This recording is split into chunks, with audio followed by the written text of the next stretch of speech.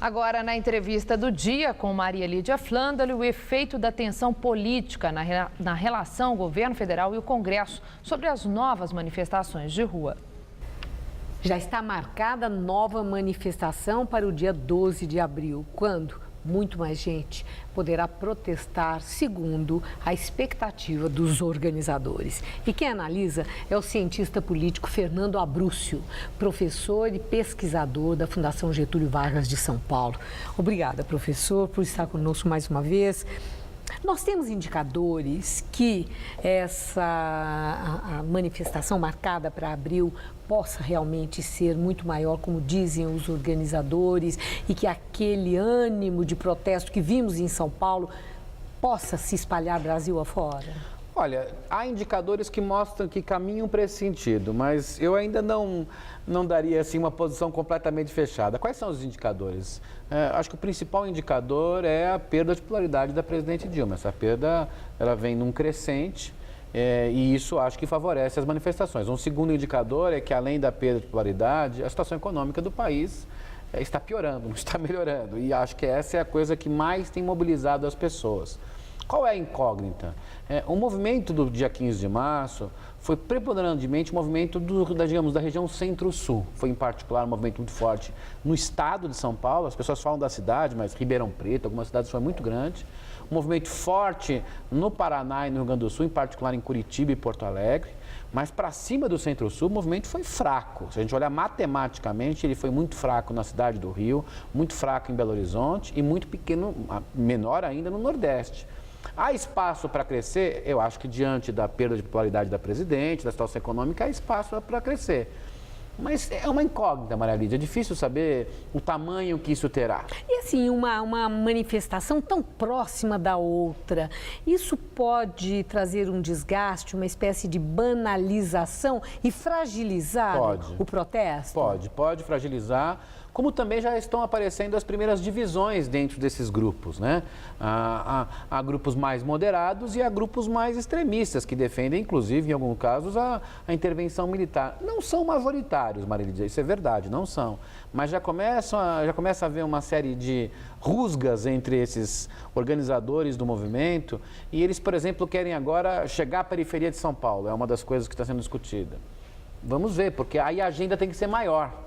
Porque na periferia de São Paulo, a agenda não pode ser mais apenas corrupção e fora Dilma. A agenda é polícia mata pobre, a agenda é falta água, falta escola. E essa agenda apareceu muito pouco na Avenida Paulista do dia 15 de março. Era uma agenda, sobretudo, de crítica à corrupção. Era essa agenda, que eu acho que é uma agenda importante. Mas na periferia de São Paulo, se chegar só com essa agenda... São as questões mais... Mas as questões na luta pela sobrevivência. Na luta pela sobrevivência. Exatamente, mais pontuais. Então, e muito vinculado à questão dos serviços públicos, que foi muito forte na agenda de 2013 e que de 2015, por enquanto, não apareceu. Pois é, mas tudo isso, então, não é um sinal positivo para a presidente Dilma, né? Estão dizendo até que dia 12 de abril pode ser o chamado divisor de águas, onde vai ficar, sim, configurado se ela tem ou não tem respaldo popular. Olha, respaldo popular no sentido de popularidade, ela não tem mais. Não tem? É só olhar as pesquisas, mas mais do que isso que está em jogo, na verdade, o quanto esse movimento vai ter força para mudar o sistema político como um todo. Porque as pessoas ficam discutindo o impeachment da Dilma. Não acho que ainda há fatores jurídicos para isso, mas elas se esquecem que a grande questão é o impeachment do PMDB. Porque vamos lembrar, se for para fazer o impeachment da presidente Dilma, o presidente da Câmara e o presidente do Senado tem coisas na Operação Lava Jato, mas muito piores. Seria muito difícil cair a presidente e não cair o presidente da Câmara e do Senado. Não pode se esquecer que quando o Collor caiu, o presidente da Câmara e do Senado, naquele momento, estavam incólumes.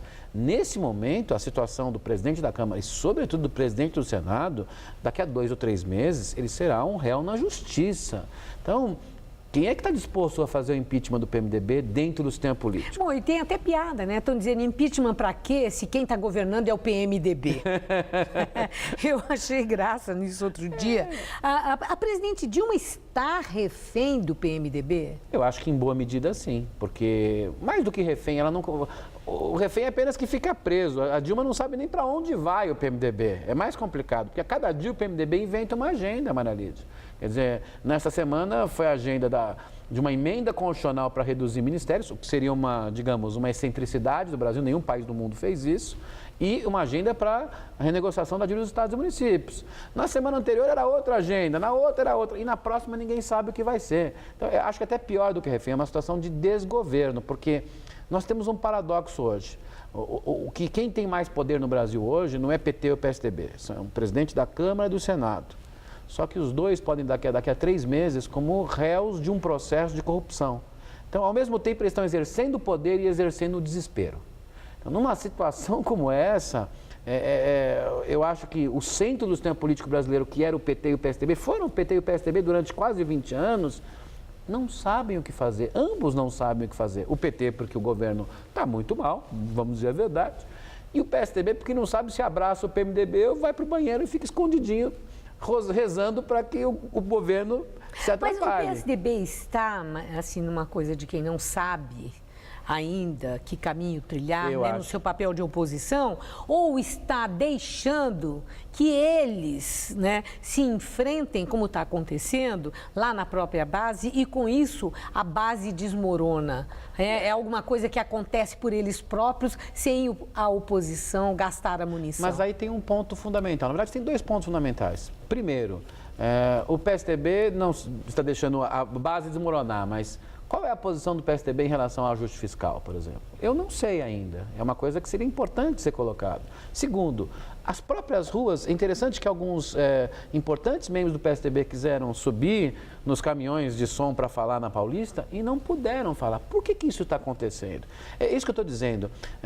No fundo, o movimento só teria uma grande força se mexesse mais fortemente com o sistema político. E, por enquanto, o que nós estamos vendo é desgoverno e PMDBização. Convenhamos, nós já estivemos melhores com o PT e o PSDB há algum tempo atrás do que isso. O que mostra que PT e PSDB estão perdidos nessa crise. E, sem falar, coisa que teremos de observar para ver no que resulta, né? Os novos grupos que estão surgindo nessa nova mídia da internet, né? No cyber-universo, e que parece que está conseguindo ter um poder de mobilização e de convencimento muito forte. Não é possível dizer, mas pode ser que de toda essa manifestação surjam novos grupos. Pode ser que isso aconteça, mas, por enquanto, nós estamos assim numa situação em que todo mundo grita, mas ninguém sabe o que fazer. Precisamos de tempo para mais definição. Muito obrigada. Obrigado, Maria Lídia.